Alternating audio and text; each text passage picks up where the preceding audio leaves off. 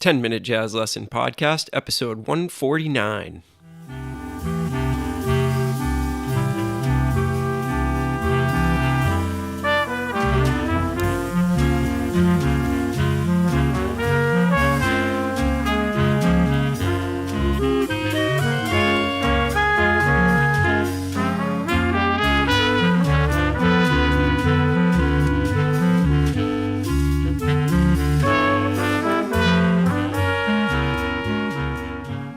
Hey everybody, welcome back to another 10-Minute Jazz Lesson Podcast. This is episode 149. Welcome back in if you are a long-time listener, and welcome in if you are a brand new listener. We are so glad to have you and look forward to getting into another jazz lesson for this week. Before we get into it, a couple of housekeeping items. You can grab the PDF to this episode and all other episodes by going to our Patreon site. You can get there by visiting our website, 10minutejazzlesson.com, and clicking on one of the Patreon links. And you can get all the PDFs to every episode for only $3 a month. And your ongoing support is really the reason why this podcast has lasted for so long and why it keeps coming at you every week, complete with a brand new lesson. So I wanted to give a major shout out. We've had such an outpouring of support this week, and I just really appreciate it. So I wanted to welcome all of our new Patreon members, and there's quite a few of them this week. So thank you to John, Lancer, Trevor, Jim, John again, Christy, Dwight, and Jim. Thank you guys so much for joining up. You have no idea how much that means to me. It's really kind of tough to put a lot of time into this podcast without that support. So you guys joining up and pledging your $3 a month really means a lot and ensures the future of this podcast. So remember, head over to 10minutejazzlesson.com, click on one of the Patreon banners, and you could go over there and get signed up today. All right, let's get into today's lesson. So today is going to be part 4 of our series on chord extensions, and I think it's going to be the last one for a little while, unless I hear from some of you out there that you'd like more of this material. I think we've covered a lot of the most common bases once we get into today's episode. So today we're doing a second lesson on different types of dominant chords and the extensions that are associated with those dominant chords. Now, we know that dominant chords are really one of the most important parts of playing jazz, right? Because they are instrumental chords when it comes to cadences. And we know that cadences and tension and release and, 5-to-1 motion is really the basis of all Western music. So it's going to really help us to do 2 episodes on this because there are so many forms of that tension and release that I figured it would be good to cover another one. So the first one we're going to go over today is the altered dominant extensions. Now, if you don't know what altered means, we do have a couple of episodes about the altered scale, where it comes from, what the notes are that are involved, and what the tensions are that are involved. So go and search that and listen to those episodes if you're not sure what altered is or how to form an altered scale. But just as a quick recap, an altered scale is really the 7th mode of a melodic minor scale. So let's take a C7 alt chord, for example. And remember that the scale that's associated with that is going to be the 7th mode of a D flat melodic minor scale. So think about what that entails right now. Think about the different notes that are involved, because those are going to be the tensions that we're working off of when it comes to talking about the altered scale. And this one's kind of interesting because it's the first dominant chord that we've looked at where we're actually altering the bass arpeggio, meaning that we have to do some alteration to the 1, 3, 5, 7 in order to get it to fit with the altered scale. So if we look at the first example on our PDF sheet for this week, what you're going to see is an arpeggio with the extensions stacked on top of it, as we did in all these previous episodes.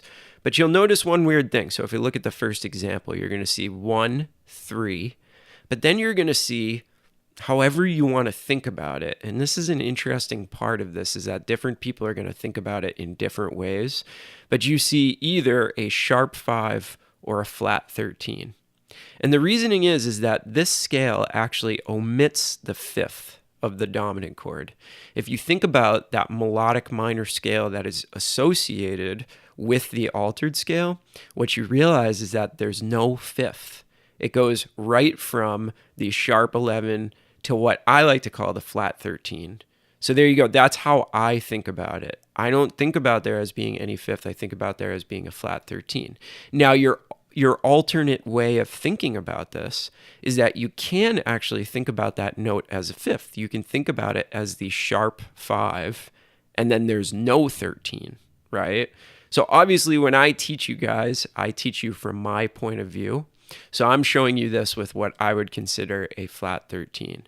So the bass arpeggio now goes 1, 3, flat 13, flat 7. And those are the notes before we even get to the extensions, right? The extensions that we're going to stack on top of this are very, very similar to the diminished dominant, so the flat 9 dominant. But that presence of the flat 13 is the differentiating factor between this arpeggio and the one that I showed you on the previous episode. So it's 1, 3, flat 13, flat 7. Then we see the presence of our flat 9, our sharp 9, and then we jump up to our sharp 11. So all we're doing is we're taking the 13 out of the extensions and we're actually putting it into the arpeggio because we want it to kind of stack like I have it written. That's the reason why we're taking it out of the extensions, putting it in the arpeggio so that we get that initial sound of what we're looking for before we even reach the extensions. So hopefully that makes sense. Let me play it for you so you can hear what it sounds like and hopefully start to wrap your ears around this particular sound.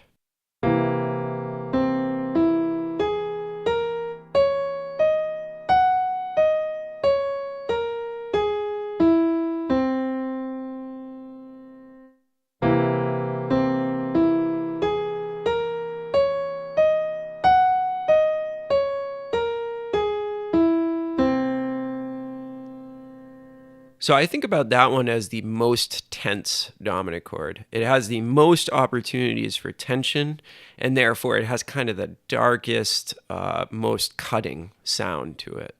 So again, I know I would get a lot of pushback from people who do think about that as the sharp 5, and that's fine. I honestly think whatever makes it easier for you to actually pull this off in action is the way to think about it. So for me, that's thinking about it as the flat 13. So it's up to you, whatever makes it easier for you to think about it, classify that note as whatever you want. Okay, so hopefully that makes sense. That's the altered extensions. All right, so let's jump into the final form of the dominant chord that I want to show you on this series, and that's going to be the augmented dominant. And this is actually pretty simple. There's not going to be much new that I'm showing you here, but it is a very distinct sound, so I want you to be able to wrap your ears around it and know what's acceptable in this particular scale. So the augmented dominant is just what it sounds like. All we're going to do is we're going to sharp the 5th on this particular chord. So if you look at the second page of your PDF, you'll find these arpeggios, and it's going to be 1, 3, sharp 5, flat 7. Then the extensions comprise of a natural 9 and a sharp 11. So this has a really kind of bright and open sound to it because of the presence of all of these major thirds that you find in this particular chord. So this is an interesting, unique, one-of-a-kind sound. Again, it's 1, 3, sharp 5, flat 7, natural 9, and sharp 11. That's going to comprise this stuff. Let me play it for you so you know what it sounds like.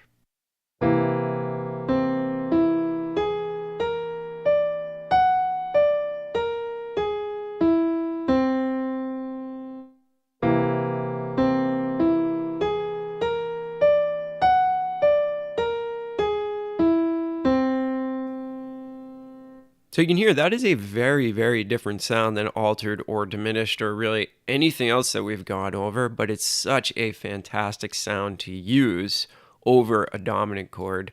Another way to think about it is kind of a whole tone sound because the whole tone scale is what is associated with these chords. We'll talk about that at a later date.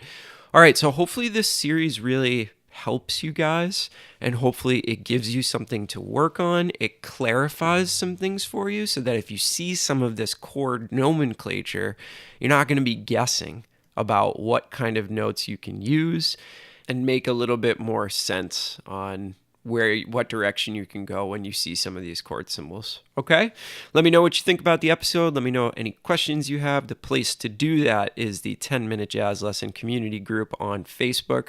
Go and join up if you're not a member already, and we can have any kind of discussion that you want. If you want to post yourself practicing some of this stuff, we absolutely love that over there.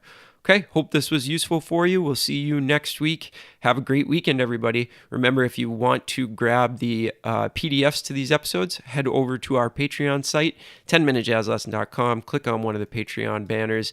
Thank you so much to everybody who is currently helping us out over there, and we hope to see more of you over there soon. Have a great weekend, everybody. We'll talk to you soon. Bye.